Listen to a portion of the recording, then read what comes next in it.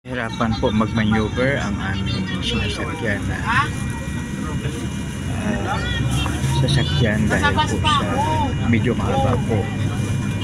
Kaya nahirapan po mag-maneuver dahil sa medyo maliit po ang kalsada. Subalit matitigan, anumang problem na encounter natin, mayroon naman pong solusyon. Alam na po ng driver kung ano ang pinagpagdang gagawin para maka-smoothly or gently maneuver na makadaan din po ang ibang sasakyan kasi marami na po ang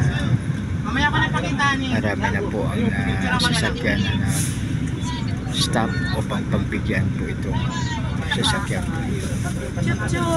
Isang maganda, mapagpala, mapagbiyahe, magadyos po yan po sa bawat isa. God bless us all.